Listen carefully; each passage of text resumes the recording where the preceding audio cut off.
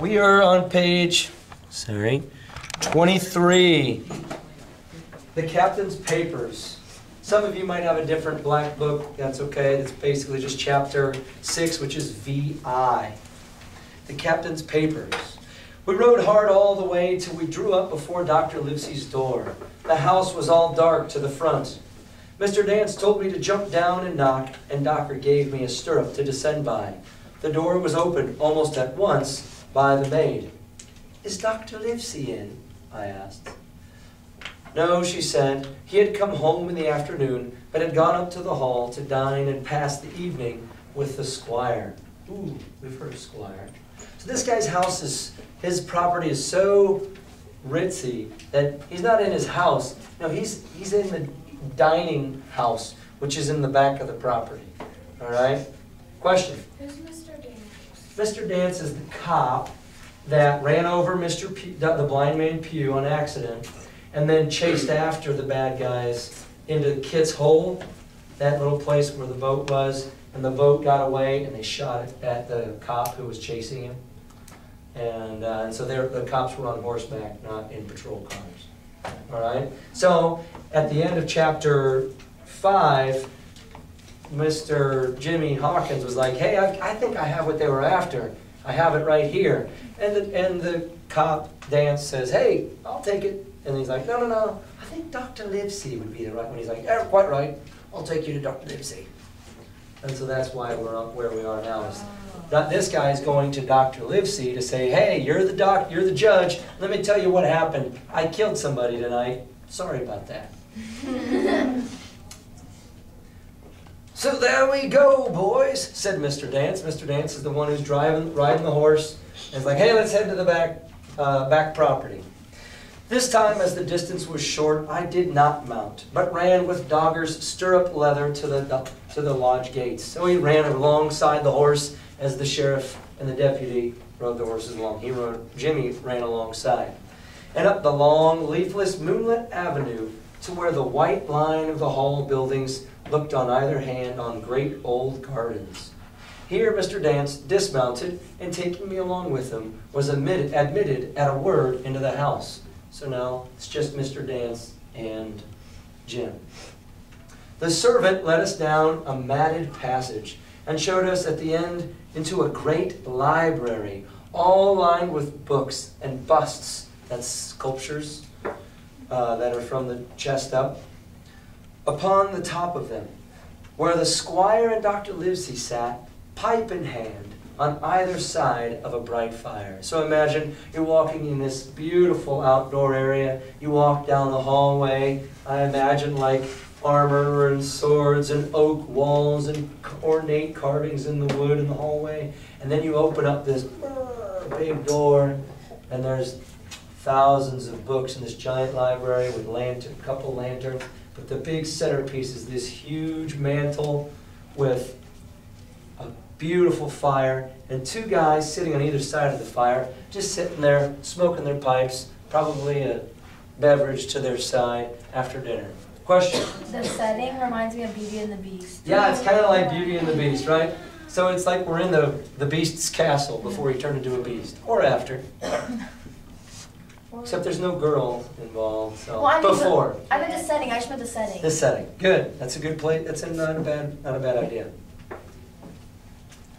I had never seen the squire so near at hand.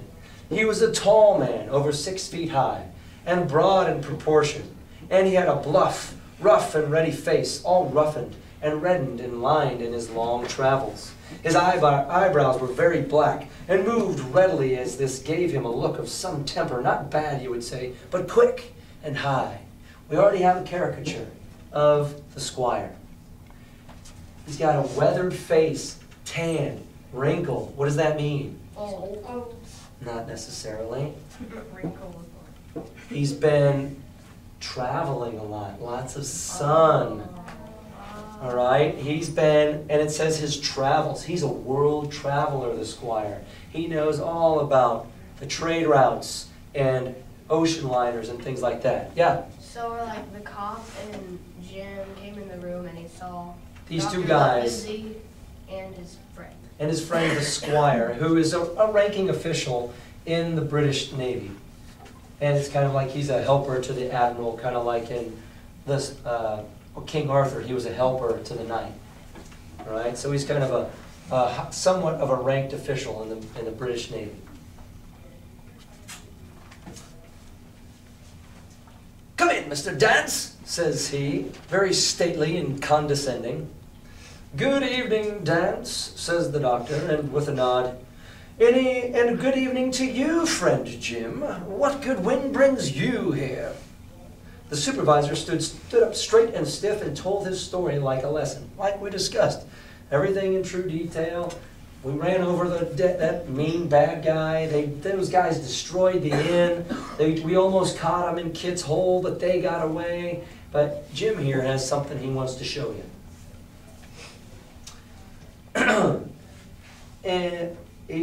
And he told his story like a lesson. "And you should have seen how the two gentlemen in their surprise and interest when they heard how my mother went back to the inn. Dr. Livesey fairly slapped his thigh, and the squire cried, 'Bravo!' and broke his long pipe against the grate.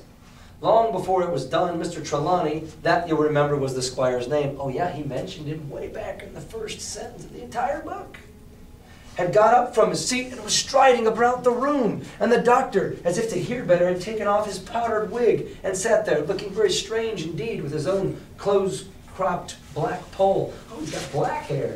I always imagine him like George Washington. He's always wearing his wig like a proper judge. At last, Mr. Dance finished the story. "Mr. Dance," said the squire, "you are a very noble fellow, and for riding down that black, atrocious miscreant, I regard it as an act of virtue, sir, like stamping on a cockroach. This lad Hawkins is a trump, I perceive. Hawkins, will you ring that bell? Mr. Dance must have some ale." Like, wow, that was awesome. Way to kill that bad guy. "And so, Jim," said the doctor, "you have the thing that they were after, have you?" "Here it is, sir," and I gave him the oilskin packet. The doctor looked it all over as if his fingers were itching to open it. But instead of doing that, he put it quietly in his coat pocket. What does that mean? His fingers were itching to open it if he has this oilskin packet. What does that mean? Like he was looking like all around it and like you know, I don't know. All right, that's fine. Looking all around it, sir. Kind of like when you're holding like your Christmas present, not you're kind of like just like jumbling on the ground. Like, Almost like, what's in there? Yeah? He's tempted to open it. Yeah, but what does he do instead? He puts it in his pocket. He puts it in his pocket. He puts it away.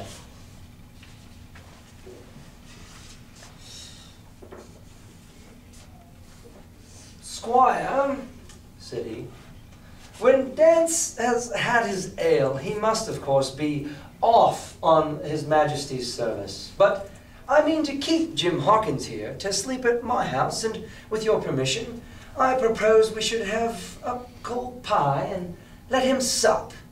Let him have some dinner, all right? It's like chicken pot pie, he's going to have pigeon pie." Ew. "As you will, Livesey," said the squire. "Hawkins has earned better than cold pie." So a big pigeon pie was brought in and put on the side table, and I made a hearty supper, for I was hungry as a hawk, while Mr. Dance was further complimented and at last dismissed. It's like, "Oh, you did a great job, by Jove. Oh, you're a great man, Mr. Dance. Bye." What do you think's going on in Mr. Dance's head? It's like they just kicked me out. Yeah, they just kicked me out. I'm like, I want to know what's in there too. Bye. But bye, Mr. Dance. You got to go to work. What's the next thing that the doctor says? "And now, Mr. Squire." "And now, Livesey," said the squire in the same breath. One at a time, laughed Dr. Livesey. "You have heard of this Flint, I suppose?" "Heard of him?" cried the squire. "Heard of him, you say? He was the bloodthirstiest buccaneer that sailed. Blackbeard was a child to Flint. The Spaniards were so prodigiously afraid of him that I tell you, sir, I was sometimes proud he was an Englishman. I've seen his topsails with these eyes off Trinidad. And the cowardly son of a rum puncher that I sailed with, put back, sir, into port of Spain. Say, I've seen Captain Flint's ship when we were out in Trinidad, in the Caribbean. We saw him, and my scarecrow of a captain ran away. I wanted to go after him. Well, I've heard of him myself in England, said the doctor, but the point is, had he money? Money? Cried the squire. Have you heard the story? What were these villains after but money? What do they care for but money? What do they risk their rascal carcasses for but money? That we shall soon know, replied the doctor, but you are so confoundedly hot-headed and exclamatory that I cannot get a word in. What I want to know is this. Supposing that I have here in my pocket some clue to where Flint buried his treasure. Will that treasure amount to much? Amount, sir! It will amount to this! If we have the clue you talk about, I fit out a ship in Bristol dock and take you and Hawkins here along, and I'll have that treasure by such a year. Very well, said the doctor. Now then, if Jim is agreeable, we'll open this packet. And he laid it before them on the table. The bundle was sewn together, not one of these things for like those chairs you put in a plastic bag and then pull that plastic thing on the end. It's not that type of packet. It's actually sewn together canvas. Very, very watertight. The doctor had to get out his instrument case and cut the stitches with his metal scissors. It contained two things. A book and a sealed paper. That means it's got rolled up paper with a wax seal on it in several places to keep it from unraveling. A book and a piece of paper. First of all, we'll try the book. The squire and I were both peering over his shoulder as he opened it. By the way, you are Jim or Jane right now, and you will be for the rest of this trip. You need to look over the shoulder. Right now, you're looking over the doctor's shoulder going, what is this thing? Jane Hawkins. Yes, I said. Who's Jane? You are. Unless you want to be Jim, you could be The Jim. girl version of It's the girl version of Jim. Oh, okay. All right? It's time no longer to find out about Jim. It's time to be Jim or Jane. And jump in. Here we go. Dr. Livesey had kindly motioned me to come round from the side table where I had been eating to enjoy the sport of the search. Like, yeah, let's take a look, take a look. On the first page, there were only some scraps of writing, such as a man with a pen in his hand might make for idleness or practice. One was the same as the tattoo mark. It said, Billy Bones, his fancy. Then there was Mr. W. Bones, mate. No more rum. Off Palm Key, he got it. And some other snatches, mostly single words and unintelligible. I could not help wondering who it was that got it, and what it was that he got. A knife in his back, as like it not. Not much instruction there, said Dr. Livesey as he passed on. The next 10 or 12 pages were filled with a curious series of entries. There was a date at one end of the line, and at the other, a sum of money, as in common account books. But instead of explanatory writing, or expository or informative writing, only a varying number of crosses between the two. On the 12th of June, 1745, for instance, a sum of £70 had plainly become due to someone, and there was nothing but 6 crosses to explain the cause. In a few cases, to be sure, the name of a place would be added as off Caracas, or a mere entry of latitude and longitude, such as 62 degrees north, 17 degrees, or 62 degrees, 17 minutes, 20 seconds, 19 degrees, 2 minutes, 40 seconds. The record lasted over nearly 20 years, the amount of separate entries growing larger as time went on, and at the end, a grand total had been made out after 5 or 6 wrong additions, and these words appended, Bones, his pile. I can't make head or tails of this, said Dr. Lucy. The thing is as clear as noonday, cried the squire. This is the Black-Hearted Hound's account book. These crosses stand for the names of ships or towns that they sank or plundered. The sums of the scoundrel's share, and where he feared an ambiguity, you see, he added something clearer. Off Caracas now, you see, here was some unhappy vessel boarded off that coast. God help the poor souls that manned her, coral, long ago. This is all the people. Where did we attack that ship and then burn it and sink it? Here's all the money we got, how we split it up amongst the crew. Here's a town we destroyed and the money and stuff we took. Here's somebody we owed money to. 20 years of plundering and stealing and destroying. Right, said the doctor. See what it is to be a traveler. Right. And the amounts increase, you see, as he rose in rank. The more money he kept making, more and more money as he stuck with being with whoever was running the ship, Billy Bones did. There was little else in the volume but a few bearings of places noted in the blank leaves toward the end, and a table for reducing French, English, and Spanish monies to a common value. He had a conversion table on the back, a little cheat sheet. I got all these guineas, that means this many in pounds, and things like that. Thrifty man, cried the doctor, he wasn't the one to be cheated. And now, said the squire, for the other. The paper had been sealed in several places, with a thimble by way of seal. The very thimble, perhaps, that I had found in the captain's pocket.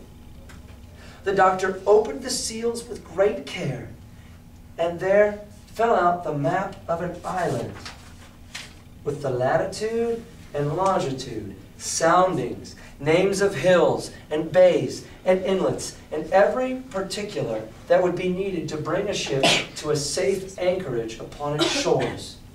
It was about 9 miles long and 5 across, shaped, you might say, like a fat dragon standing up, and had 2 fine landlocked harbors and a hill in the center part marked the Spyglass.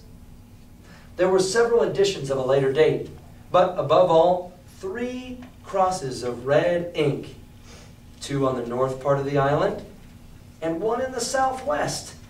And beside this last one, in the same red ink, and in small, neat hand, very different from the captain's tottery characters, these words, bulk of treasure here. Over on the back, the same hand had written this further information. Tall trees, spyglass shoulder, bearing a point to the north of north-northeast. Skeleton Island, east-southeast, and by east, 10 feet. The bar silver is in the north cache. You can find it by the trend of the east hummock, 10 fathoms south of the black crag with the face on it. The arms are easy found in the sand hill, north point of North Inlet Cape, bearing east and a quarter north. J.F. That was all. But brief as it was, and to me, incomprehensible, it filled the squire and Dr. Livesey with delight. Why would it get them all excited? Just a bunch of random words.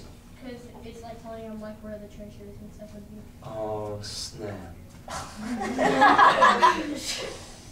We have a treasure map with directions about weird rock formations, some island, somewhere. And do we have somebody who knows how to travel the Caribbean with us? Yeah. Who? The squire. The squire.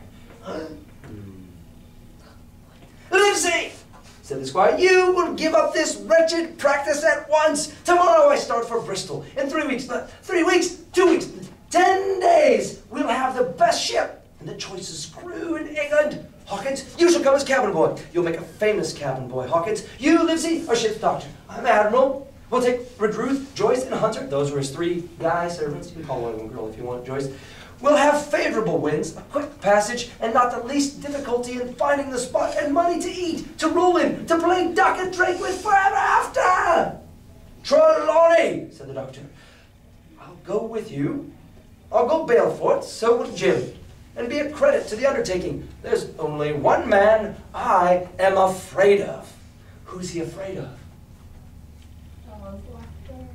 And who's that? Cried the squire. Name the dog, sir. Who are you afraid of? You, replied the doctor, for you cannot hold your tongue. We are not the only men who know of this paper. These fellows who attacked the inn tonight, bold, desperate blades for sure, and the rest who stayed aboard that lugger and more, I dare say, are not far off, are one and all through thick and thin bound that they'll get that money. We must none of us go alone till we get to sea. Jim and I shall stick together in the meanwhile.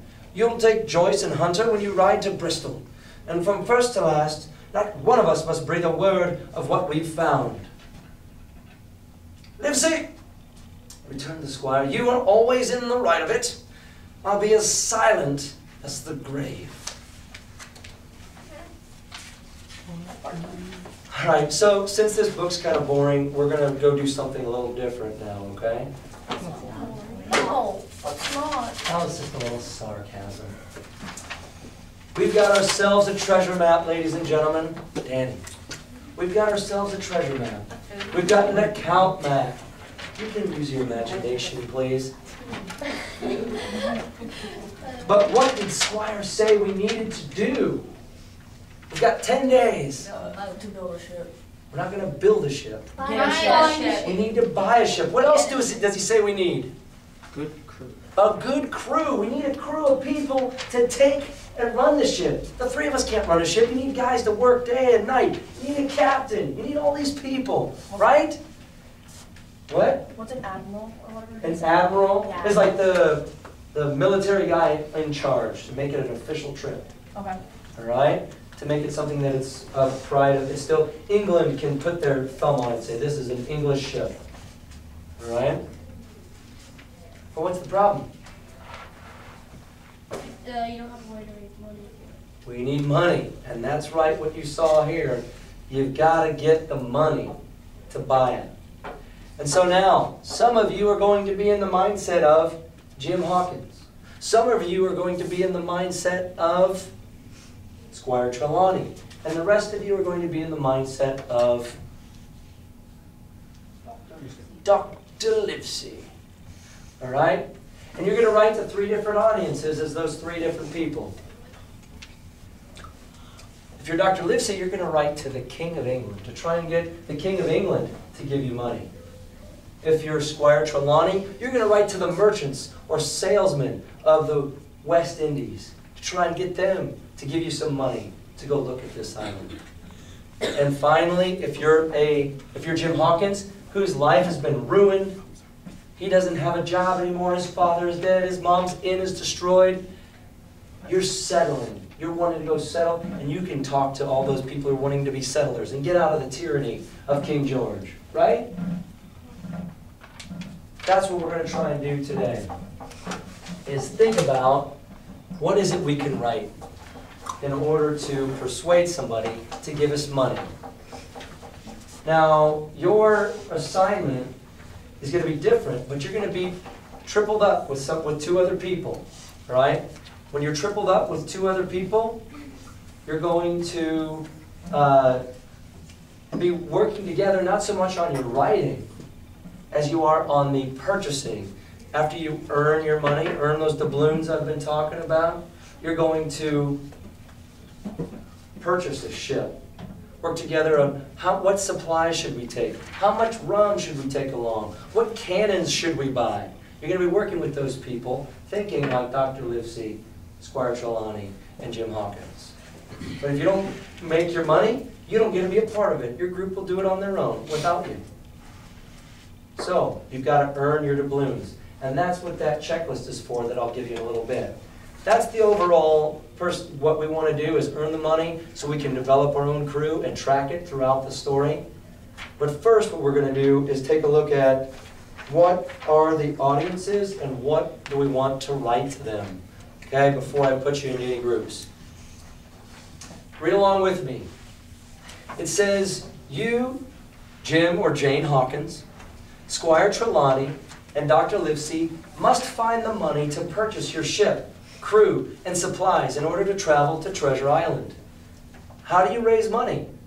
Well, you have to get people with money to invest. Same thing's true in the 21st century. Isn't that what Shark Tank, the show, is about? Trying to get money to invest in you? You will need to follow the guidelines below for different types of people. Some will give you more than others, but you need all of their help to make it. You can't just write to the King of England and get it. You need the person from who writes to the merchants, and you need the person who writes to the settlers. Your group must write 3 persuasive essays in order to raise the necessary doubloons. When complete, a neighboring bank, that's another team's member, must check off the necessary pieces in order to give you your credits. That's the check brick that I'll give you at the end. And vice versa. You will be receiving another treasure seeker's letter and verify its validity. Does it have everything you need in a persuasive essay? Let's take a look at the examples. Audience 1, King George gets you 10,000 doubloons. The merchants of the West Indies get you 6,000. The settlers give you 4,000. Here's some examples and non-examples below. Read along with me here, where it says, no. I don't know if you've heard of King Midas, that the one who would touch something and it would turn into gold, right? What if we were writing to him for money? Here's a non-example of what to write over this weekend. King Midas, your highness, can we get some money? I used to work for the government, so you can trust me. Please hear me out. There's a new unclaimed island we think you'd be interested in. There's a lot of money to be made.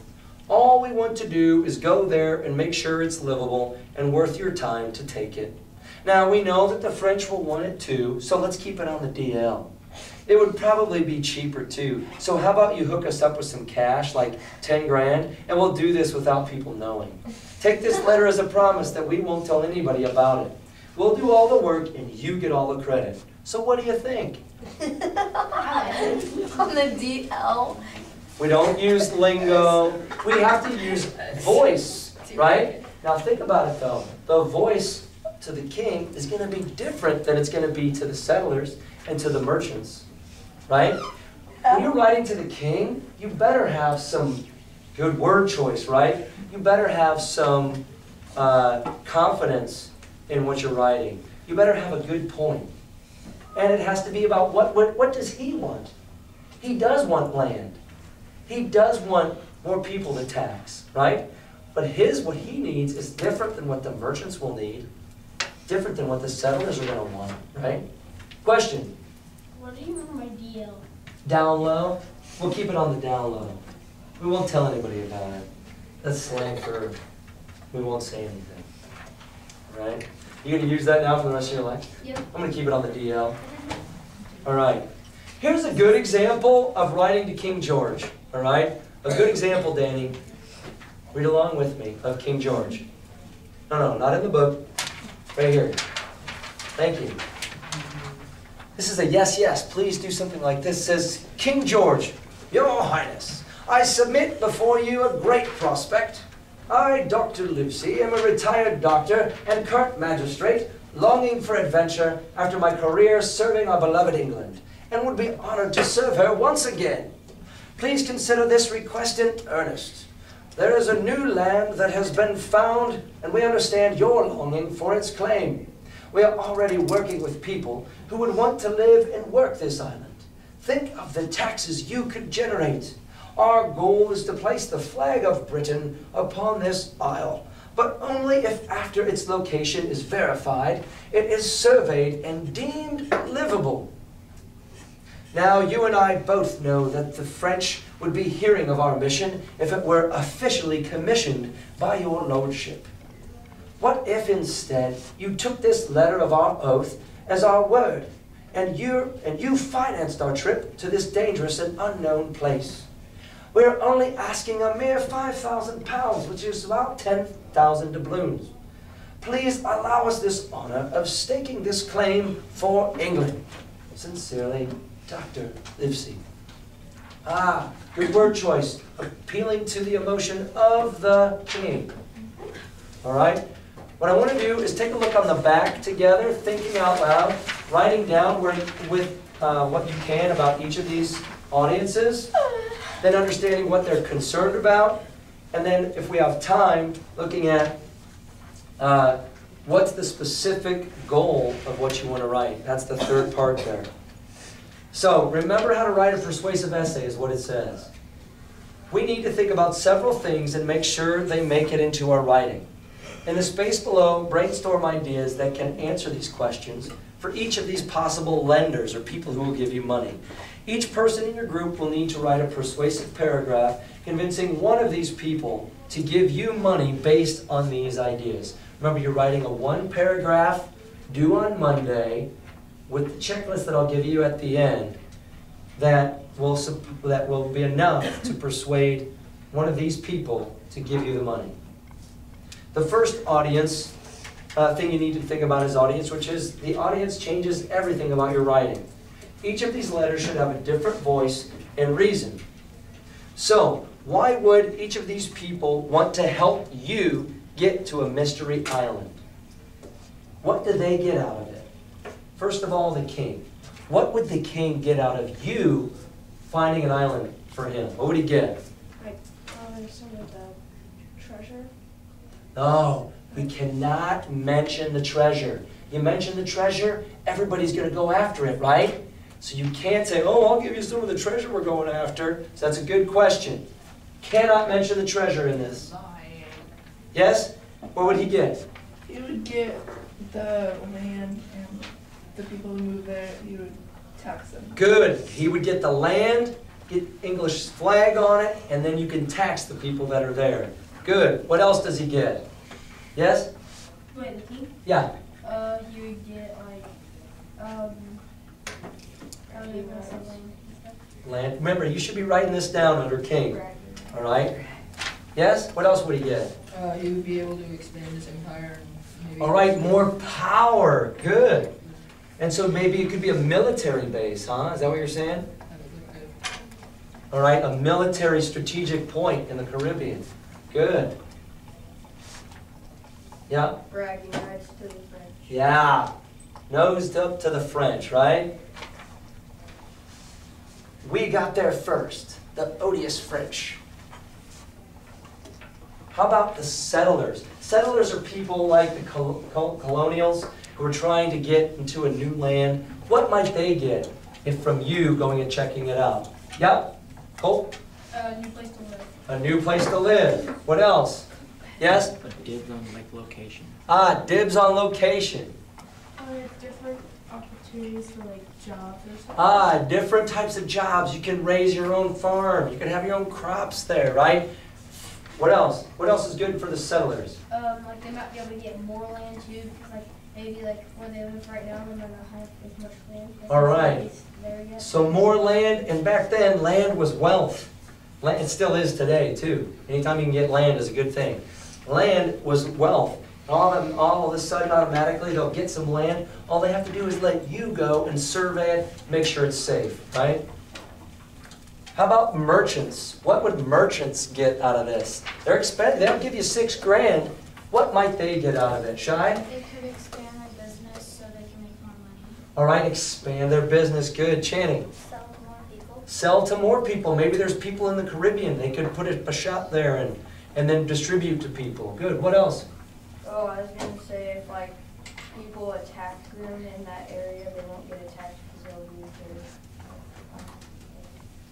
Well, they won't get attacked because it's landlocked, right? So it's waterlocked. You can see people coming, easy to defend, right? What else would they get? Good location. Good location, right? Location, location, location, for when you want to put a business. Yes? A new tree grow. Very good.